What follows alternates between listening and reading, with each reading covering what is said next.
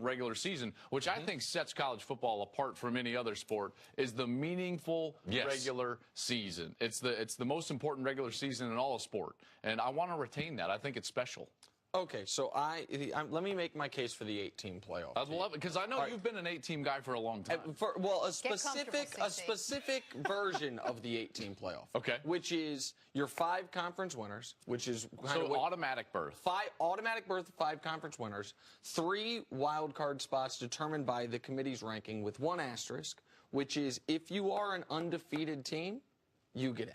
So UCF, so group of 5, group power of 5. Anywhere. The only way the group of 5 is guaranteed in, without being in the high enough in the ranking, is if you're undefeated. So UCF, you know what?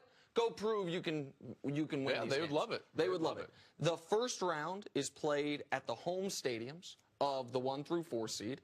The seedings go by the college football playoff rankings, and then we have a 3-week, or I guess 3 weekends thing, similar to what college basketball has, which is you have weekends of your quarterfinals, then during the week your smaller bowls. The next weekend or Monday, however it works with New Year's, you have your semifinal, and then your larger bowls, your Cotton Bowl, whatever it is, and then you have your national championship. You would dominate the sports discussion for 3 weeks. There would be no controversy about did a team get snubbed. This year, can we show what it would have looked like this year under my system? Got a bracket. I've got a bracket that I can show you. Bracket.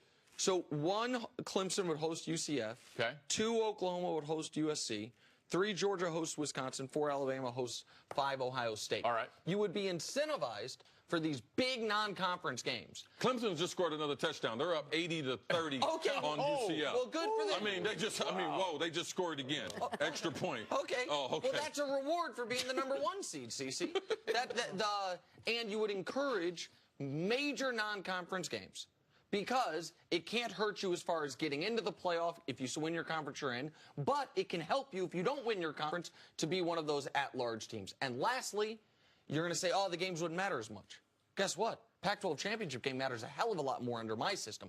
The games to determine who's going to win each division matters a hell of a lot more under my system. TCU is playing for a spot to be in the playoff under my system. So that's the idea. All right, here we go, because you're my partner. Let me go against why this system is no good. All right, for one, UCF playing Clemson, they're going to get destroyed.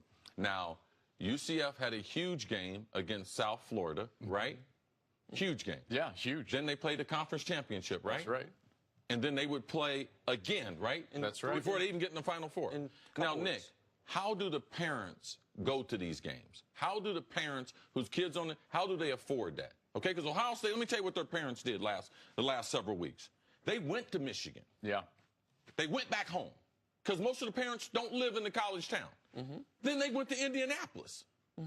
So now they would be paying to go to another game, and then another game. So the resources that people that like to come up with these systems, they're not thinking about the kids. My mom wouldn't be able to go. You say, I'm in the college playoff. My mom wouldn't be able to afford either take time off work and or afford. Now, I know the universities, they do give them a travel stipend, but it doesn't carry it. So now you have the parents. They can't go to the game. You said they would dominate the month of January. When are they going to play the games? Wednesday night? Because the NFL... No, Saturdays. Saturdays. What about the NFL playoff games? No, we play on Saturdays too. This all leads up to going up prior to the first week in the NFL playoffs, just like it does now. Right now, the semifinals are on New Year's Day. So you backtrack that 1 week. New Year's Day is on which day, Nick? Monday. Hold on. They have it on Monday for a reason. Okay, well then, because they don't want to go against the Monday's NFL. Fine. If that's what we want to do. I just want to say, like, it's really well thought out, right? Like, I get it, and it is what you would likely do. If you're going to say, what should we do if it was an 8-team playoff? Well, this is how I would structure an 8-team playoff, so on and so forth. I can give access to the national championship to the same number of teams and yet retain the importance of the regular season and retain the importance of the big championship games and the conference championship games. Because the problem with your system, as it's laid out, is you said, how much more meaningful would the Pac-12 championship be? How much more meaningful for TCU? So you brought up TCU. TCU was ranked 11th. Okay? I want it to be important for the team ranked first and second every week. Okay? So basically what I'm telling you is, what would prevent Oklahoma in the conference championship game? Hold on. from resting from guys. saying like, well, you know, we're going to be at large anyways. Well, like Baker because doesn't need to you don't play. know that. Because guess whose Why? name was not on there? Why? Auburn. Auburn was the #2 team in the country, lost their conference championship. They wouldn't have made it in this system. But they had 3 losses too. But they you shouldn't make don't it. know. There's still access, right? So the level of importance versus a system where you say you have to win your conference championship. Okay, now those games, I just made them not just like, oh, they could matter more, to like they matter. Right, if you have to win your conference championship, Aren't home then games important in I'm college giving football? 10 teams really access to the national championship. But if I throw one out via the committee and just say, okay, the top 4 go on, now I'm also giving importance to the Auburn-Alabama game. I'm giving importance to the Michigan-Ohio State game. I'm giving ultimate importance to every single game while still allowing access to the same number of teams that you're giving access. Because all you're doing is arguing for access. Sure, but I'm also arguing the top 4 would get home games. So Oklahoma's not resting anybody. If it's the difference between that game against USC being in Norman and them having to go to Alabama, like they're not resting guys. So your importance on those games is for seeding, and mine is for just all the marbles. Right? I mean, are we talking seeding here?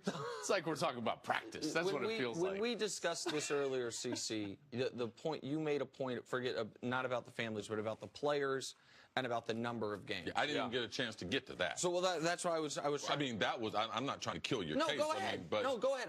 But at some point, you have to think about the kids' academics. And when you go into the winter quarter, which you do in January, now you're taking another month where they have football as their #1 concern. And I'm just going to tell you academically, man, that fall quarter is rough. You take 15, 18 hours and you're playing Division I football, it is rough. And now you're going to make my second quarter, which I could take some time off, a fast start academically, because we know with the spring quarter, get back playing spring football. Yeah. So at some point, we are talking about the student athlete. And we just can't keep adding games, adding teams just for the sake of it. Yeah, I will tell you this, like those arguing for 8, I will just tell you, the only 5 people that can actually make that happen are the 5 commissioners of the Power 5 conferences. I've talked to at least 3 of them for sure, and 4th I've had a conversation with. It is not happening. It is not even on the table. I'm talking about not even on the table. Is anything going to happen? How realistic is it that anything can happen change? Yeah. I know, that's why I'm saying we're talking about all these potential different kinds of systems. Okay, that's a great question. That's a great question. I'm from Ohio State, and I don't want the system to change. I think it's not a perfect system, but it is a good enough, and it's better than what we've had in the past. I think that the system will remain intact. What I think you're going to start to see a shift in is language. Right? So the language that the committee uses to rank teams, I think, will start to shift. And the reason is because prior to this year, there was really only 2 conference commissioners that were really frustrated with the system, which was the Pac-12, Larry Scott, and the Big 12, Bob Bowlesby. But now Jim Delaney is going to be frustrated because he's going to think to himself, you know, this was not right for us. We had 3 better wins than Alabama had. We played 4 different games that were better than any game. Teams were in the top 5. Yeah, exactly. And so what you're going to see is Jim Delaney and those other 2 now have the 3-to-2 ratio. Okay, so now they're going to be able to say, listen, you play 8 conference games in the ACC and the SEC, so we're going to change the language from 4 best to most deserving, or you've got to win your conference to go. So I think we're going to see a slight change in language, but the overall structure, that's not going to change until that media rights deal is up. And trust me when I tell you this, college football fans, those of you arguing for 8 teams, it's not even being discussed.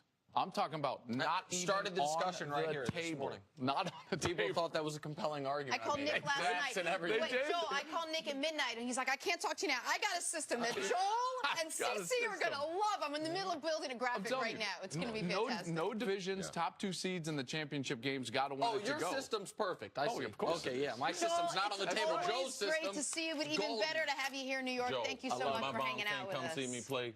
Ain't no system. It's not happening. If my mom can't come see me Are the play. Panthers in big trouble after another bad game? Brutal game from Cam Newton. That's next on First Things First. Yeah, just played 3 more.